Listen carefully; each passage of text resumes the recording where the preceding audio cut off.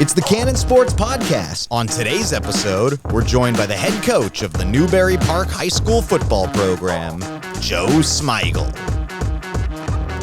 Welcome in, everybody, to the Cannon Sports Podcast. I'm Phil George, and joining us on the show today, he is the head coach of the Newbury Park Panthers High School football program, Coach Joe Smigiel. Thank you so much for having me on here. I'm really excited for the opportunity, and I appreciate you guys coming out. We are excited to have you on the show. Before we go ahead and get started, I want to have you go ahead and introduce yourself. You got a very distinguished background, both as a player and as a coach. Go ahead and introduce yourself to our viewers and let them know who you are. I'm Joe Smigiel. I'm the head coach at Newbury Park football. This is my first year there. In previous football experience, I played at Newbury Park, graduated in 1990. I then went on and played for George Allen at Long Beach State, and then when they dropped the program, I went to the University of Arizona. I had a slight taste in the NFL, and I got drafted in the World League before I got hurt.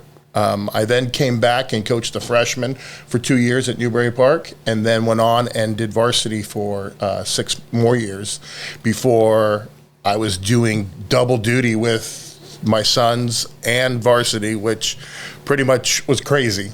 And so I was able to have the opportunity to do some radio, which I did. And then when it was time for these guys to come back, I had the opportunity to come back to Newbury Park, which, you know, I have great pride and loyalty to that school and that community. I grew up there, and it means a lot that I'm there. It means a lot for me to be able to come back and help, you know, the students, the students and the players at Newbury Park High School. And that's exactly what I wanted to get into with my first question. You know, like you said, you're an alum of this program, and this is your first time as the head coach, but it's not your first time as a member of the staff. And you have credited this your football career and a lot of the direction that your life has taken from a non-football standpoint with the game of football and with this program. I know it means a lot to you. Go a little deeper into what this program means to you and what it meant to you when you were tapped to lead it last winter.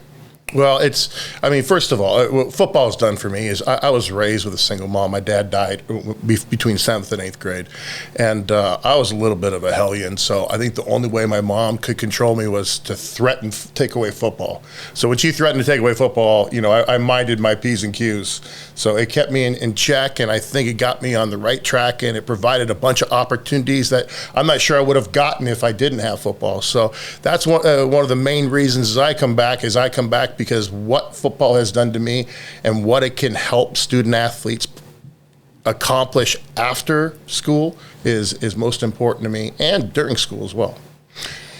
Yeah, and that story is shared by so many players and coaches alike. Romeo Pelham, the head coach at Milliken, he's a guy that we had on the show. He had a similar upbringing. His story comes to mind in the context of, you know, football really shaping the direction, pulling you out of a bad spot. And it's so true, not just in football, but for the amateur sports scene in general. You know, how blessed are you that you're now in a position to give back and help kids who are in a similar position as you growing up pull themselves out of that? Well, you said it 100% correct. Everybody has a story, and you wouldn't believe the stories we have on our football team. I mean, most of the kids have a story. I mean, we have a nice area of town. A lot of our kids don't play football from that area of town. So a lot of the football players, they need football more than football needs them. And, you know, once you get into a team sport that demands so much as football, it really brings the best out of these young men and women.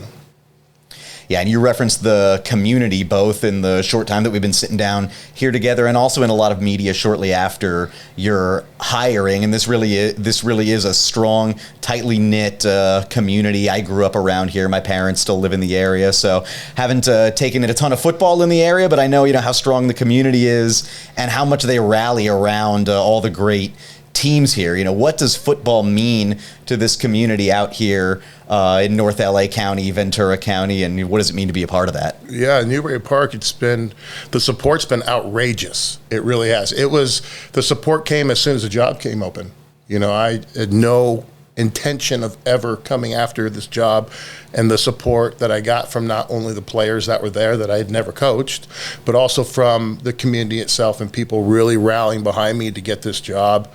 And, you know, once I decided to do that, I was able to get the job, went through a very deep interview process. And then once I did, you know, I was blessed to really put together a fantastic staff. And that was kind of my goal doing that.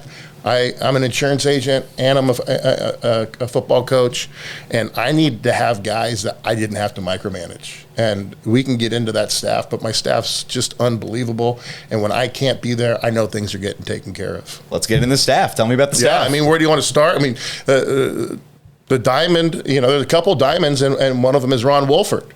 I mean, Ron Wolford's the best defensive coordinator in the county by far, and he is not only a great coach, he's a great man, he's a great teacher. The kids look up to him, and he brings a guy named Dan DiNapoli with him that also is tremendous. So we have those guys, and pretty much it's a different language to me. So I'm able to really let go. So if I have to get head coaching stuff taken care of, I can really just let them do their thing during defense. Special teams, I have a guy named Scott Squires. Scott Squires was the head coach at CLU for a very long time. He went up to the CFL and won a Grey Cup up there. He brings tremendous energy. He's been a head coach. Ron's been a head coach. I have for prior players, I have Doug Dagan, I have Chris Sorey, I have Ryan Hurley. I have guys that are newer, but lots of energy that are helping with the offense with Austin Savita and Brandon Anderson. The O-line coach is doing a heck of a job is Ryan Hurley. I don't know if I mentioned it before, but he's George's son, and he really has a great passion. Those Newbury Park guys that come back just have great passion that want to win and want to do the community right. And when you were putting together that staff, obviously you're not the first coach to come on the show, and really credited their staff with the success of the team, and obviously that's such a big part of it. What was kind of the common thread that you were looking for when hiring your assistants in a way that they would come and complement the program and bring things to the table that maybe you need a little bit of help with? Yeah, vision. I mean, we wanted the same vision. In today's soft society, you want to bring accountability to kids. And that's the big thing, because these kids want to be held accountable. They don't know it, but when they do it, they just rally behind it. So these kids have really done a nice job of figuring out what they need to do and when they need to do it. They still do their own thing at times. It's not something that happens overnight. The first game, we had over 200 yards in penalties. My head almost popped off. It really did, because I've never had a football team have that many penalties, and a lot of them were selfish, look at me type of penalties. So I wanted a staff that had the same vision as I did. We want to play good football. We want to, we want to win in the classroom. We want to win in the community. We want to win at home. And obviously win on the football field. I'm really interested in the way that you just phrased something. You said that the kids want to be held accountable, but they don't necessarily know it. Tell me more about what that means. Well, once they realize that they need a leader, once they realize that, you can't do things on your own, it's not an individual game. So once they realize that this is a team sport and they need to do things together, and they all need to do things the same way. It's picking up the locker room. It's not jumping off sides. It's doing your job. You all have gap control. It's blocking the right guy. It's not cheap shotting somebody behind the play. There's so many things that come into it. It's being accountable in the classroom. It's being accountable at home. It's all stuff that they need to be, and they don't always get that nowadays. The easier way is just to let them get away with whatever they want, and some of these kids have gotten away with a lot, and it doesn't happen anymore on our football team. Do you find that there's a moment for some of these kids where the light bulb goes off and they realize, I do need that accountability. I do need that leadership. I do need that person pushing me. What's kind of that moment that you've seen with your players? Well, with our team, it's like when you put the popcorn in an air popper, right? And you put it in there, and I don't know, the first batch, nothing pops, right? And nobody is figuring it out, and the whole entire staff is losing their mind because nobody's getting it, right? And then you put another batch of corn in there, and then half of them are popping up. Right? And now we're starting to see more and more pop up where, we're almost got a full bowl of popcorn that we can eat. But before, none of them were popping. So it's happening. It's happening slowly. The good thing about this football team is we're going to improve every week because we haven't gotten it. Everything's new. It's new offense. It's new defense. It's new special teams. And these kids are starting to buy in. As they continue to buy in, we're going to do nothing but get better. Well, yeah, and you guys have had a pretty great start to the season. So at the time that you took over, the program had not enjoyed a winning season since 2016, and your squad sure seems well on its way to breaking that that string. Before we get into the specifics of some of the stand-up performances that your team has put up in the early going, what were some of, and you've alluded to this, but what were some of the first items that you had on your checklist to check off when you assumed the head coaching position? Obviously everybody wants to put their own footprint on the program in their own way. I remember back to when Coach David Machuca down at Chaminade was in the program. One of the very first things that he wanted to do, new helmets. Right. Show the team that, he believed in them and he was going to give them this as kind of a signal of, I'm going to give you these helmets. I know you're going to go out and earn it later. That was what he wanted to do. Day one, to put his stamp on the program. What was your day one stamp? I wanted to hire a good strength and conditioning coach, and I did that day one. He's my first hire. His name's Austin Savita, and he's tremendous. You want to get him in the weight room. You want them getting to bond together, right, and believe in what you're doing. I wanted them to know that I went out and got a guy because it means so much to me to have somebody in there that really cares about them, right? So it's really about, we care about you, right? You're going to get this expectation from us. This is what we expect from you. And that was the first thing I wanted to do. The helmets, the jerseys, the cleats, all that stuff is not for me, right? The kids love it. We've got 15 different jerseys. We have different helmets and all that. I don't care what we wear. I want to get in the field. I want our kids to play hard, hit people in the mouth, and know they played Newbury Park football.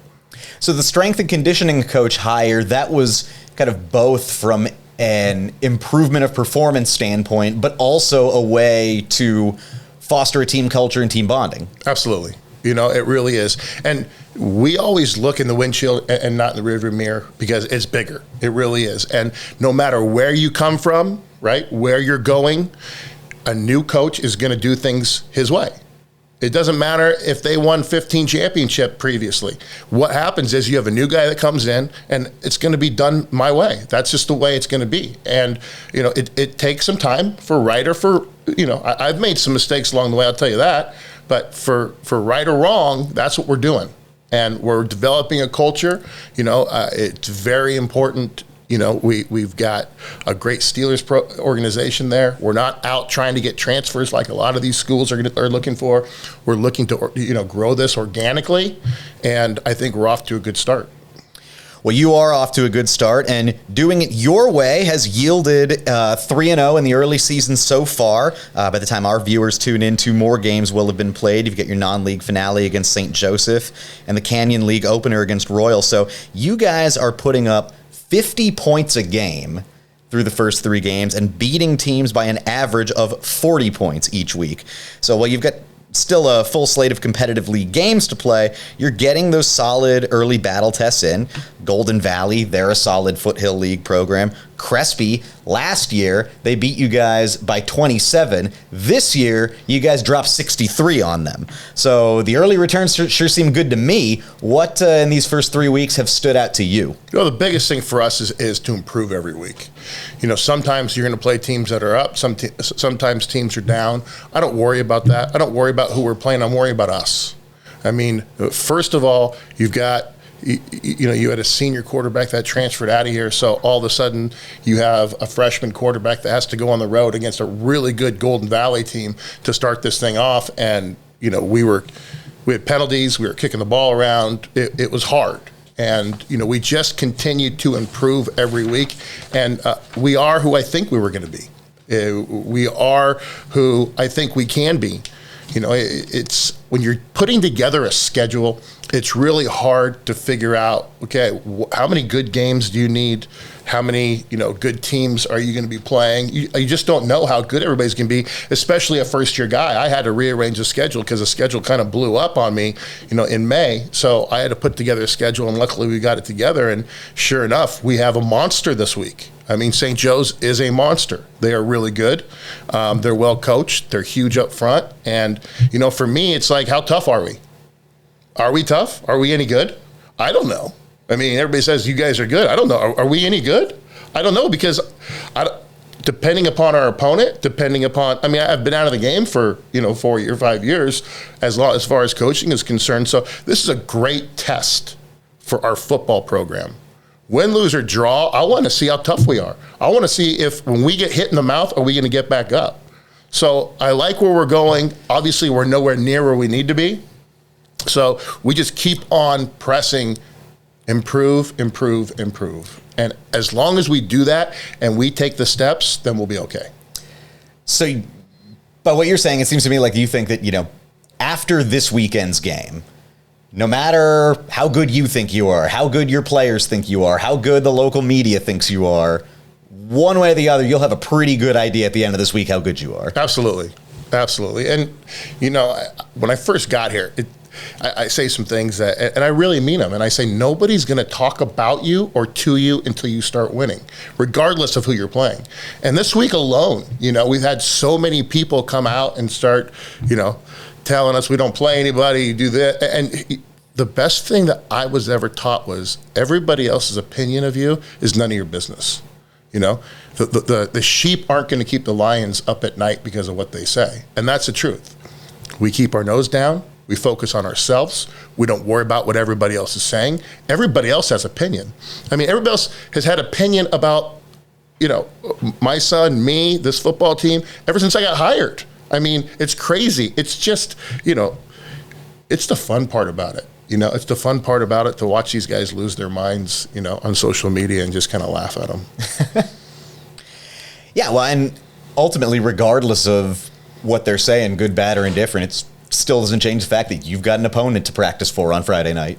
Exactly. I mean, we're here to play football. We're here, I'm not worried about what anybody else has to say. I'm worried about developing young men into men, right? And teaching them that the real game starts when they leave high school. That's the big thing. I mean, what are we here for? Of course we want to win, but there's so many different aspects of winning.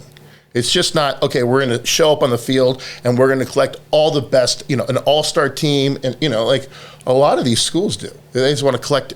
We're just going to be better than you because we have better Jimmies and Joes, right? That's not what it is at Newbury Park, right? At Newbury Park, it's part of a culture. It's part of the community where we're going to we volunteer our time. We've done the Special Olympics. We've done James Storehouse. And it's not stuff that I always bring up, but it's stuff that's our facts, because you have to have kids that have more than somebody else realize how lucky they are compared to somebody else their own age, Well, right. And so many coaches on the show have brought up the, absolute truth that a lot of these kids aren't going to play on Saturdays or not going to play on Sundays. I've heard and said that line so much on this show that, it's almost become a meme at this point, but it's true. And the fact is, for those 4 years that they're in this program, you're the one who's entrusted with molding them into those husbands, fathers, professionals that they're going to be in the future. And who's to say that building that character can't also translate directly into wins on the football field? Absolutely, it does. I mean, there's no doubt about it. Discipline and accountability and working together, that's all stuff that wins. It really is. But the best thing about high school football is you get to go to war with the guy next to you. And so whether you like him or not, you develop a relationship with him. And that relationship goes a long ways. It really does. I mean, I played at Arizona against the Desert Swarm, #1 defense in the country. I went up against monsters. Did I like them? No. Did it take me sometimes 10 years, because I'm a stubborn guy, to go back and have a relationship with them? Yes, but I still do now. It's, when you go and you fight and you scratch and you depend on the guy next to you, there's something to be said about that relationship, and it really correlates to life. I mean, everybody says winning's not important. Okay, so when is winning not important? Is it important in winning in high school, in school? We got to win in school, right? Because we want to get to either vocational spot, we want to get to the military, we want to get into college. I mean, you've got to be the best of the best because it's so really competitive now. And then you got to win in your job. You got to win at home, right? You have to continue to win throughout your life. So the people that say that winning doesn't matter are the ones that are collecting cheese. You know what I mean? And that's the facts, because we don't want that. We want kids that are go-getters, that are going to help our society and be a productive part of our society. Yeah, I mean, what is winning if not making and meeting goals? I mean, that's not just important. I'd say it's the most important thing. It is. It really is. And these kids want to do that. And it's interesting because you get a JV team now that We have a bunch of kids on academic probation, so we now have to work on those guys. They have to understand. They got to sit in front of the class. They have to turn in their assignments. They have to be active in class. I mean, if you sit in class and you are active and you're answering questions and you show a teacher that you want to make yourself better and you turn in your assignments, there's no way you're going to get a D or F. There's no way. It just doesn't work that way. Because if you show effort, they want to help you. It's just like life, you know. Help a lady out of the car, you know. Help open the door for somebody. So you're obviously still very much involved in the game, but there was a period of time where you were out of football. So, you know, this does absolutely apply to you, who's had a full life after your playing career ended. What are some of the most important lessons that you took from football that you apply to your everyday life off the field? Yeah, I mean, how about being on time? You know, how about when things go wrong that you can overcome them? I always talk to our team about adversity. You know, even as a parent, you know, I was once told you can't cause adversity for your kids, but you can be a dad when they face it. So it's the same thing for our football team, right? And same thing for me when I have faced adversity. It's, what do? Do you crawl in your bed and suck your thumb? Or do you stand up, you get back up, and you fight another day, right? You get another chance to make up for your mistakes. I've made plenty of mistakes in my life, right? I'm sure I'm going to continue to make them. But the thing about them is I love the adversity because I'm able and trained to get over it. And that's one of the main things I learned from football, that, you know, sometimes you have to go back in time to go, okay, you know, what's so great about football? And, you know, if you're in a bad part of your life, how can you get yourself out of it? And you have those tools. Yeah. Well, this is a football podcast, so we probably should talk a little bit of football. Let's do it. Yeah, that freshman quarterback you have, he's pretty all right. He's okay. He's done. You know, the thing about him is that he has a chance. And when I mean a chance, he's got to get bigger. He's got to get stronger. He's got to be able to tighten up his delivery. There's so many things that he needs to do to get better, but there's so many things that he does right. I mean, it's so hard to coach your son. So I've been doing that since he was in youth ball, along with my other twin who blew out his ACL this year, unfortunately. But we just have an agreement that we kind of separate ourselves, and we still watch film together. We still do things together. But when he's warming up, I don't get near him. I mean, sometimes he'll give me a high five after he scores a touchdown. Sometimes he doesn't. The thing about him is that he's a lot of poise. And he's shown a lot of poise so far. He's a very mature young man, and he's a great leader. So the kids have rallied behind him. But we'll see. I mean, this is going to be. He's been hit a couple times, but he's going to get hit in the face, and let's see how he gets up and how he responds to it. Yeah, and that freshman quarterback that we're referring to is obviously Brady Smigiel, 15-year-old freshman, and in addition to being your starting quarterback, he's also, like you said, your son. And yeah, you know, thrown into the fire as a freshman, like you said, the quarterback from last year transferred. He has risen to the occasion. He's got almost 800 yards, 12 touchdowns, 1 interception. He's got a passer rating of 141. I mean, that's on par with guys like Elijah Brown over at Mater Dei, Ryan Staub over at West Ranch. He's outpacing Miles Jackson at Millikan, a lot of other high-level Southern California quarterbacks. And again, you know, he's only a freshman. He's only 15. You know, with that in mind, you alluded to it earlier, how much poise has he shown being able to step in that quickly and that effectively at such a young age? You know, one of the greatest stories so far about him is, you know, our first scrimmage against Ventura, and he helped drive the team down to the 5-yard line and threw a pick six. So he threw a pick six, and I just kind of looked at him like, all right, well, let's see how. I love it. You know, you can't force the adversity. Here's the adversity. And then he came back and he was 11 for 12 and threw 4 touchdowns. So, you know, he threw a pick against Crespi, came back and threw a couple other touchdowns, made the tackle. So it's the jury's still out on the young man. You know, people are comparing him to you know, good players and what they've done, but we've only played 3 games. You know, let's see what happens at the end of the year, and we can talk about it. And, you know, it's a level of play too, you know.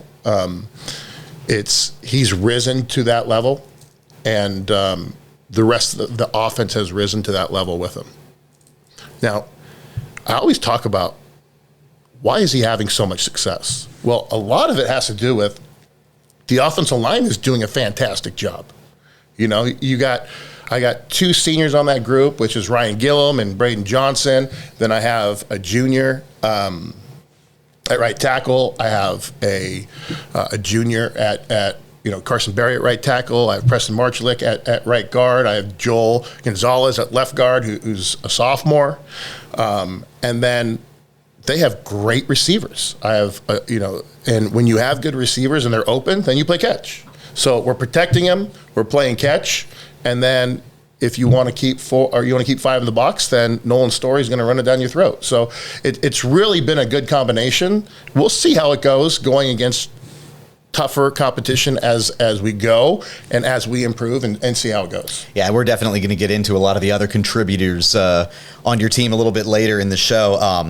Talking a little bit more about Brady, we spoke about the poise that he's shown at a young age, but he also looks every bit the part of your typical quarterback. 6'5", 190, big arm, bit of mobility as well. From an on-field perspective, what kind of tools does he bring to the offense? Yeah, he brings a lot of tools. He really does. And like I said, he's just getting started.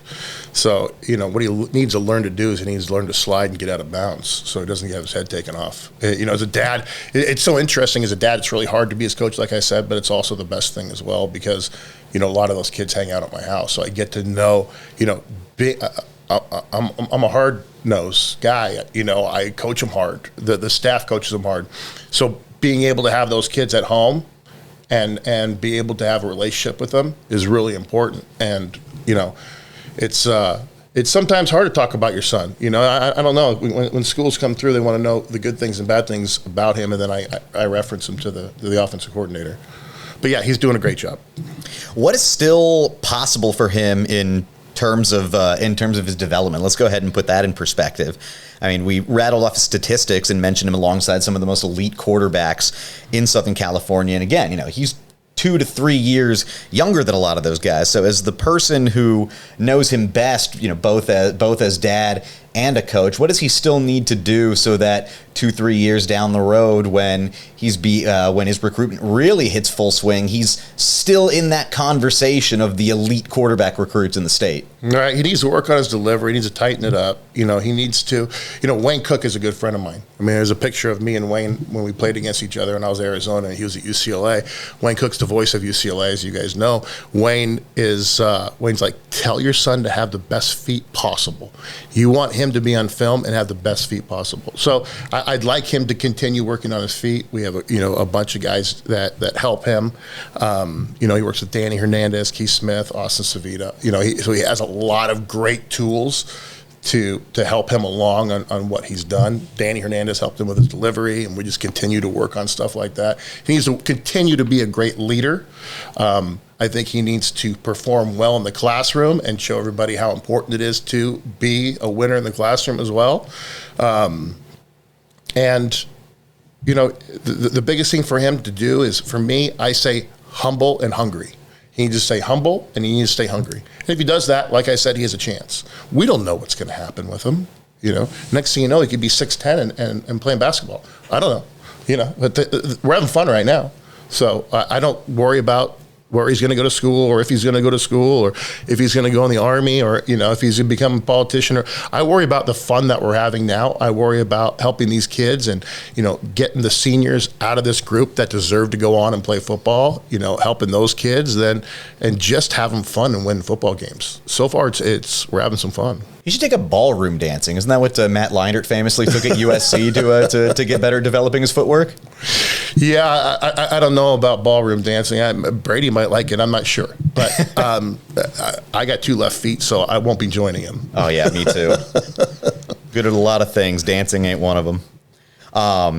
Obviously, you're not necessarily worried at this point where he goes to school, but at 15, he already holds offers from Arizona, FAU, and I'm sure that there's a boatload more coming over these next few seasons. How does he handle that pressure of being of that increased attention on him, and what would your advice be to other high-level athletes in his position who are starting to receive that kind of attention and recruiting interest? Yeah, the biggest thing is this, is if they've seen you play real football, then, it means a lot more than them just saying you throw it in shorts, and it's been a whirlwind of getting involved in that preseason before you play football hype.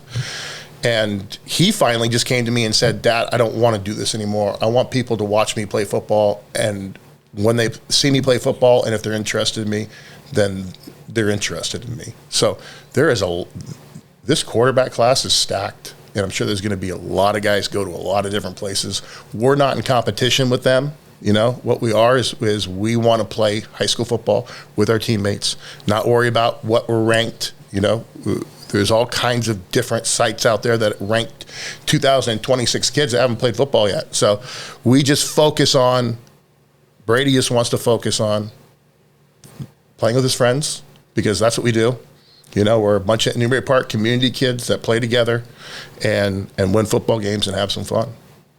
We've spent so much time talking about Brady, but there's a third member of the family that we haven't talked much about. That's Bo Smigiel. Unfortunately, like you said, down with injury this year.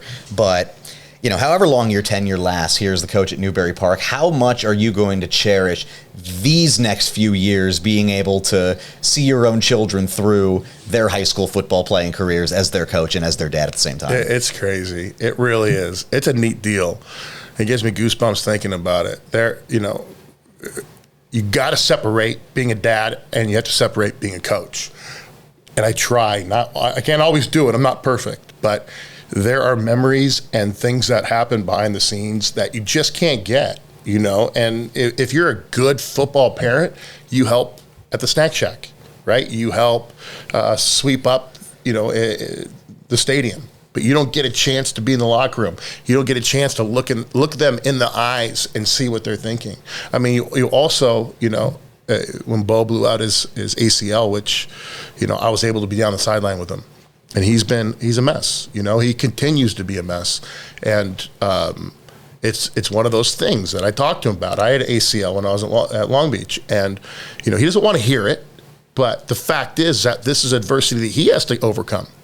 He can become bigger, better, stronger, faster, a better young man by getting through this. And, as a 15-year-old kid watching your brother do so many good things and you're in your bed with a bad knee, that's hard.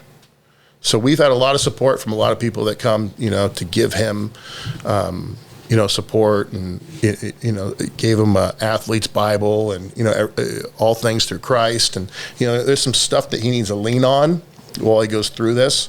But he'll be back bigger and stronger. I'm excited for him next year. We lose a bunch of receivers, and he's a receiver. So I expect him to come back and be a great contributor to this football team. So what you tell him in that moment when he's a wreck on the sideline, not really doing all that great and going through that adversity, what you tell Bo in that moment, does that differ from anything that you would tell any other player in that same position that isn't your son? I don't know. That's a hard question, because I'm not in that situation. I obviously care about each of them like they're my own son. So, whether it's him or whether it's, Nolan's story, it's you switch from coach to dad.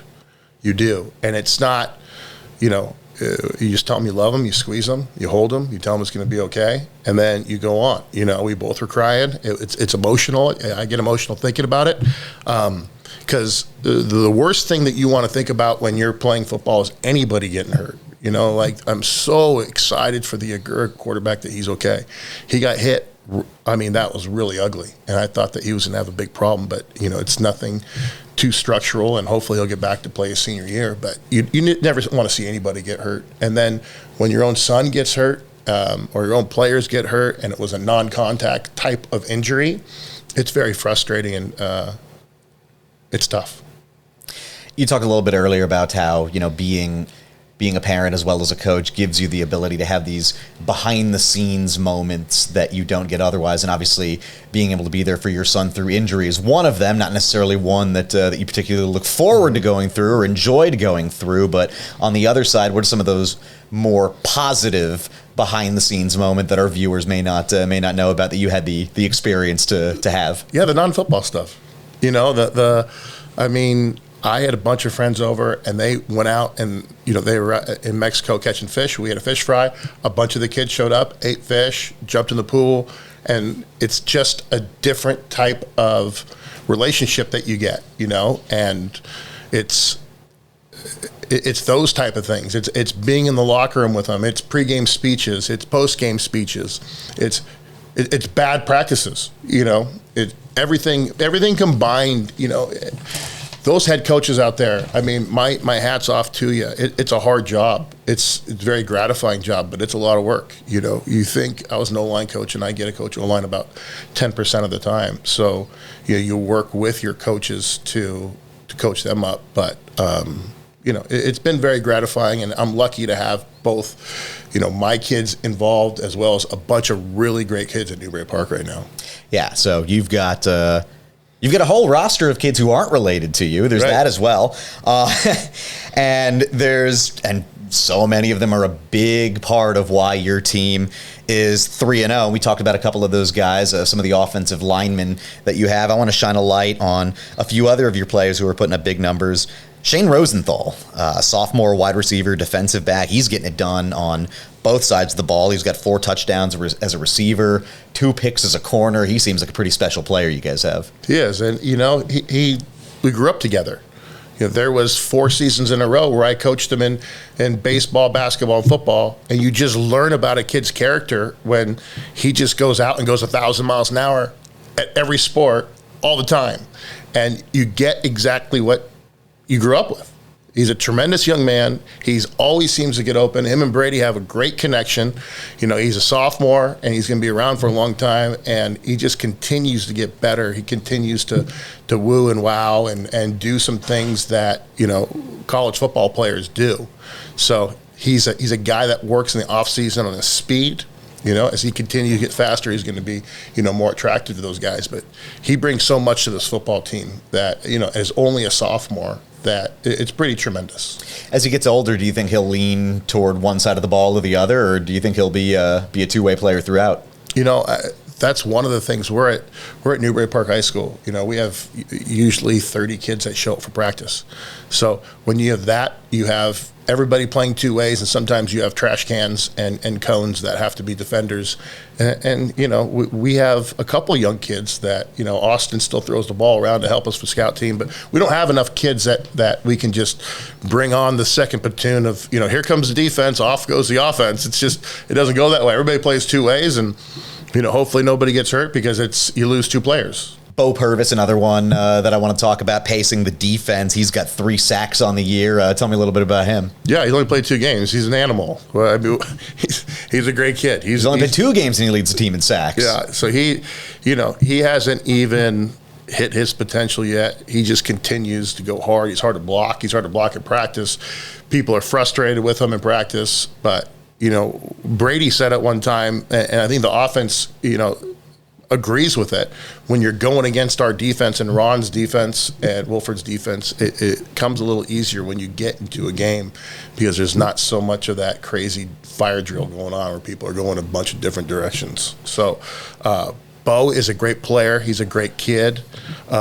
He kind of played a little bit of outside backer. He plays end, but he's a great leader on our football team. All right, so we've covered a lot of ground as far as your roster. For our viewers who aren't as in tune with Newbury Park football, who else do we want to shine a light on? Who else do we want to get on the radar of our viewers? How about Charlie Simmons? I mean, Charlie Simmons is getting recruited by San Diego State right now. He's definitely a guy that's going to play at the next level. He never leaves the field. I just call him, he's a junkyard dog. He does everything good. Casey Nearium's a senior that plays wide out. That's done a lot for us. He's had a bunch of touchdowns. Nolan Story does a great job. Ryan Gillum does a great job. Ryan Gillum plays, tackle and he plays tight end, or tackle and he plays linebacker. Braden Johnson is a guy that, he's a center and he's a captain and he's a guy that just does everything right. And I think he's going to have a chance to play somewhere as well. So there's a lot of good players out there. And we're lucky to have them. We have a good senior class and they're improving every day and really buying into what we're doing. So for all that talent that has come to the program under you this season, that's resulted in a 3-0 start to the season. As we time travel through the 2022 schedule, we will be in the Canyon League play by the time this episode airs. It's Newbury Park's first season as a member of the Canyon League, a move up from the Camino League last year, along with Camarillo and Moore Park. Obviously you weren't a part of that program, but as your first year on staff, first year in a new league, give us a little bit of the preview of the competition that the Panthers are going to be facing when we get into league play here. Well, great football teams, great coaches, great football teams, great players. I mean, each week we start with Royal, and they're going to be a good football team. Obviously, they have a new coach that's just brought back a lot of energy and enthusiasm that, Coach Dearborn started. He's just continuing it. And then we go to TO. I mean, TO has got a lot of great football teams. They're supposed to win CIF, so I don't know if we have any chance in that game. But it's always a good game when you against a crosstown rival, a rivalry that we have, and that's definitely back. And Coach Yabu has done a great job there. He brings a lot of energy to the team, and continue down the road all the way down into Camarillo, where the veteran of the group. It's I got to say I'm second, as far as age is concerned, not for longevity, because that would be the Moore Park head coach. But Jack Willard's been a fantastic coach, has a great group. They're well coached every year, and I just have the utmost respect for him. I call him for advice, and it's a great league. It's you can't take a week off, and Oak Park's having a great year. I mean, Dustin over at Agoura is good. I mean, they're all good. It's competitive, and most of these kids live in the neighborhoods that they go to. I say mostly because a couple of them don't in some of the programs, but for us, it's good to play hometown football and against teams that are playing hometown football. Absolutely. And I'm sure you're going to have a much more concrete answer to this question when we get on the other side of your game this week. But as we do head into league play, given what you've seen out of your team in these first couple of weeks and will see out of your team over these next 2 weeks before this episode airs, what are some of the key things that you're going to be watching, the most important areas that your team really needs to tighten up and excel if they're going to finish at the top of league play this year? Well, you got to win the turnover battle. I mean, that's number one. It really is. You got to take care of the football. You got to take it away from them. If you look at the percentages of when you win the turnover battle by 1, your percentage is somewhere in the 60s, and if you win by 2, it just continues to go up. If you lose a turnover battle, your chance of winning continue to go down. So we've done a nice job of, all 3 games we've won the turnover battle. We got to continue to do that, take care of the football. We have to continue to improve. A lot of these teams have been playing together for a long time with the same staff, the same offense, same defense, same special teams. We're all new. So we have a mountain to climb to be able to get to where, these guys in this league already are. And we're nowhere near to where we need to beat these guys. So we got to continue to buy into what we're doing, learn the defense, learn the offense, and really work together to be able to be competitive with these guys. If our viewers are going to come out and pack the house for one game, which game's it going to be? Wow, that's a tough one. I mean, by the time this airs, St. Joe's going to be gone, because that's going to be a heck of a game. We're on the road against TO, so that's going to be a fantastic game as well. So that's where your quarterback from last year is, right? That's where he's at. That's going to be an interesting reunion game. Yeah, it should be good. They're a really good football team. They have a lot of good players, and it's going to be hard to beat them just because of how well coached they are. And, how good that quarterback is, and they have Chase Martin, which could be one of the best players in the county, and the best player, or one of the best players in the county that doesn't have an offer yet. Somebody's got to offer that kid. He does a great job. I played against his dad. He's a great young man, and he's a great player. Well, we want to wish you good luck in that game and every game this season. Coach Joe Smigiel, thank you so much for joining us on the Cannon Sports Podcast. Come back anytime. Thanks so much. It's been a pleasure and a lot of fun. Want to thank Coach Smigiel. Want to thank you all for tuning in. Once again, please make sure to hit the like button, subscribe to this channel, share the show with your friends, and we will see you next time on the Cannon Sports Podcast. Go Panthers. Thanks for tuning in. Make sure to subscribe and follow on Instagram at Cannon Sports, TikTok at Cannon Sports Official, and of course, cannonsports.com for all your sporting goods needs.